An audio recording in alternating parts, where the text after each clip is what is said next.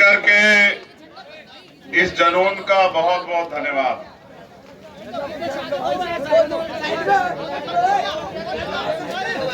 आज सीकर की धरती पे भारत के पूर्व प्रधानमंत्री, किसान, कमेरों, गरीबों के नेता, एक युग पुरुष जिनको जितना जाना जाए, जितना पढ़ा जाए कम है, सीखने के लिए समंदर से भी ज्यादा गहरा एक ऐसा आदर्श व्यक्तित्व कि अगर खुद में खोजने लगे तो उनके सामने बोने साबित हो जाओ। चौधरी चरण सिंह जी की जयंती पर ये जो विशाल किसान सम्मेलन बुलाया गया है, यहां पहुंचे सभी सम्मानित बहनें, भाई, माताएं, नौजवान साथी, बुजुर्ग, सबका धन्यवाद करता हूं। मेरे बाईं तरफ उपस्थित राष्ट्रीय लोकदल, आजाद समाज पार्टी, भीम आर्मी के सभी सम्मानित नेता, सदन में लगातार अपनी उपस्थिति से किसान, कमेरे, नौजवानों, बेरोजगारों, महिलाओं की आवाज उठाने वाले बड़े भाई जयंत चौधरी जी, पुनः मैं इस विशाल आयोजन पर सीकर की जनता का धन्यवाद करता हूं। साथियों,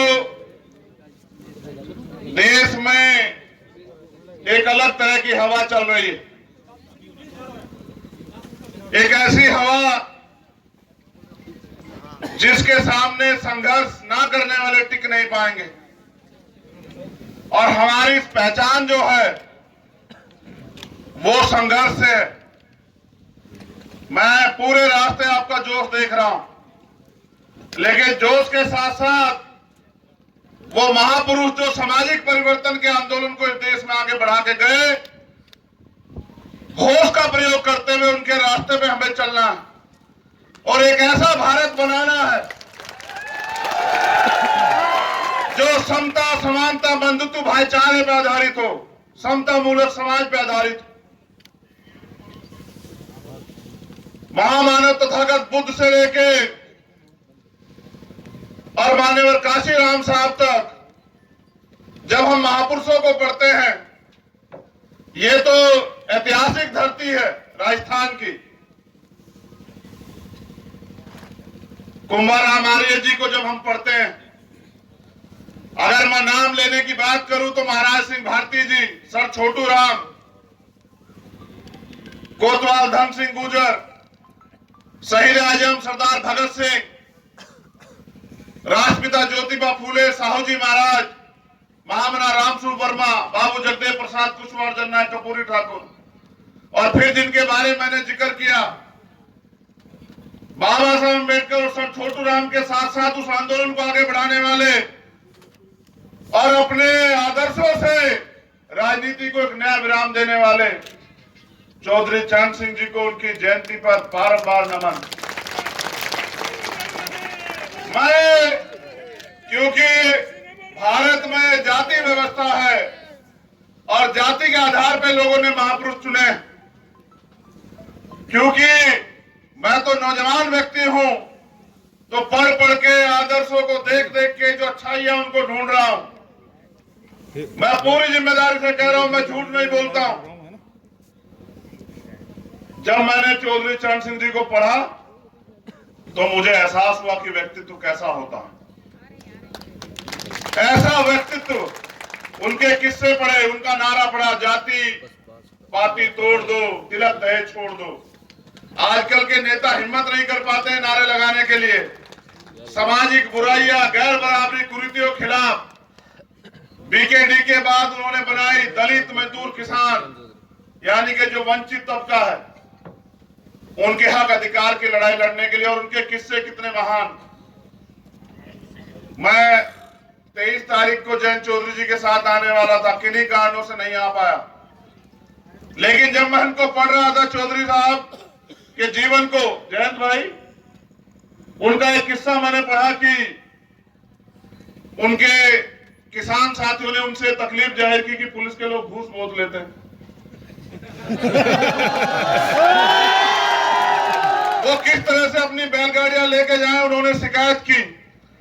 आज का नेता होता तो किसी विधायक को भेज देता, किसी जिलाध्यक्ष को भेज देता। और मैंने किस्सा पढ़ा कि चौधरी साहब खुद चले गए और जाके उनके बीच में और उनसे कहा कि मेरी रिपोर्ट लिखो। उन्होंने कहा बाबा रिपोर्ट नहीं लिखी जाती।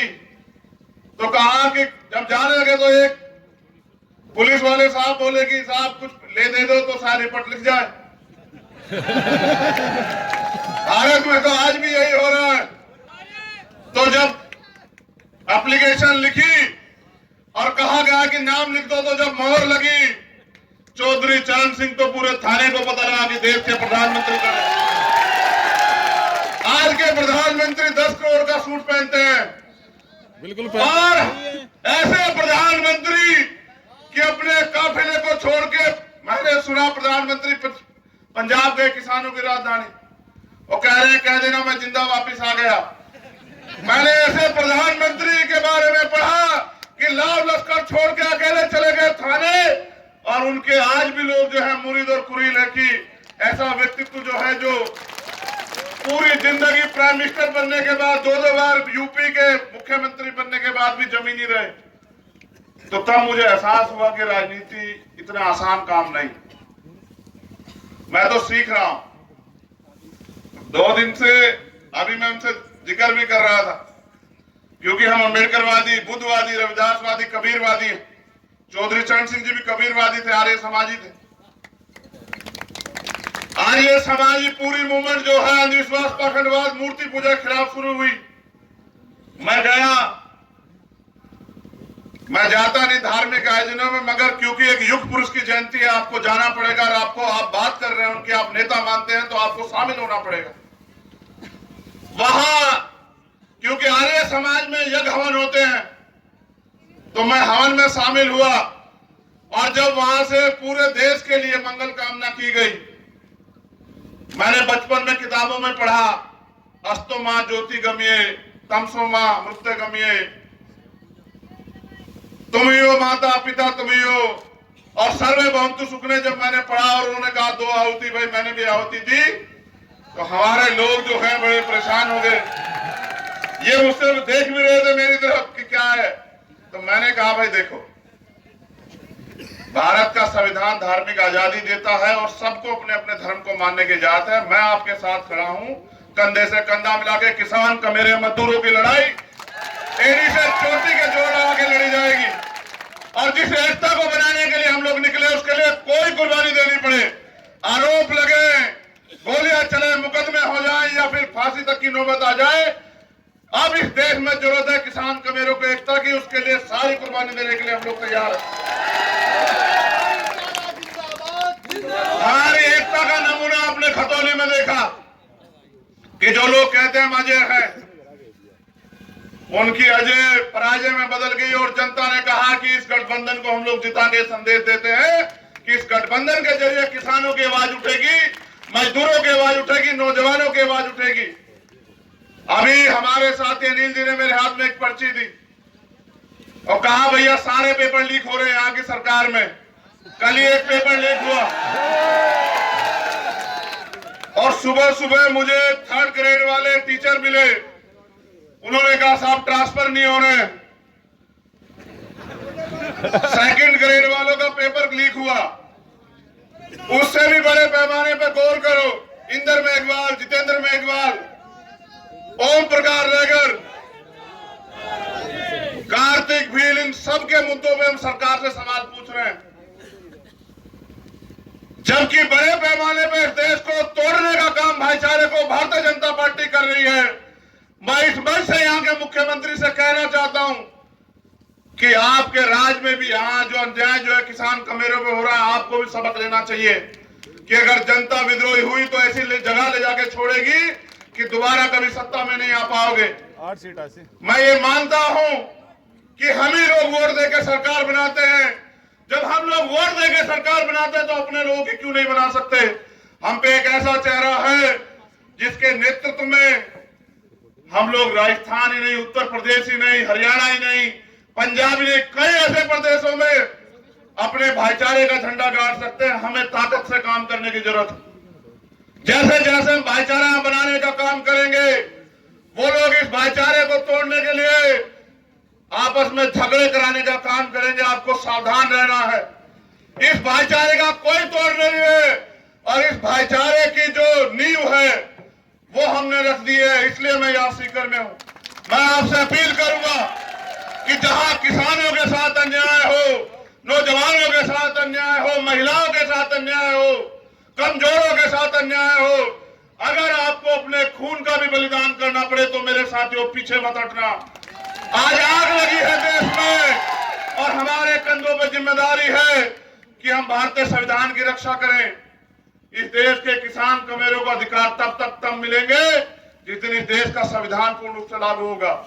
आज अगर थोड़ी बहुत जमीन है तो वो सभा करने से, नारे लगाने से नहीं, चौधरी चरण सिंह जी के अटूट प्रयास से जब उन्होंने जमींदारा खत्म किया तब जाके मिली।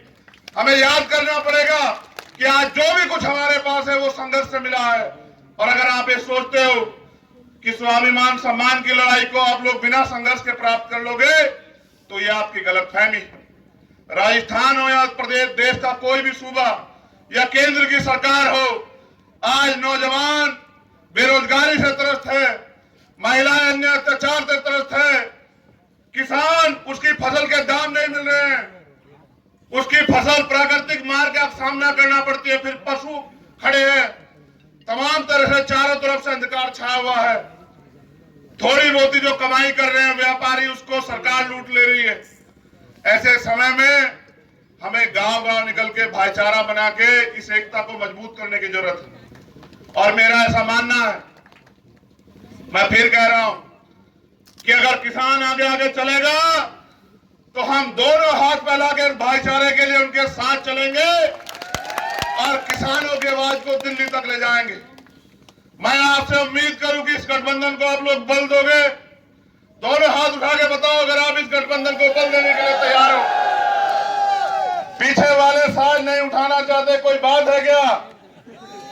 वो जो पीछे वहां बैठे हैं, नहीं एक बार में उठाओ, अगर साथ हो तो बताओ। दिलाओ भी भरोसा आरएलडी और आजाद समाज पार्टी के लोगों को यहाँ कि आप लोग एक नया सवेरा राजस्थान में लेके आओगे। तुम्हारे कंधों पे ज्यादा जिम्मेदारी है क्योंकि हालात खराब है और तुम्हें जवाब देना आने वाली पीढ़ियों को।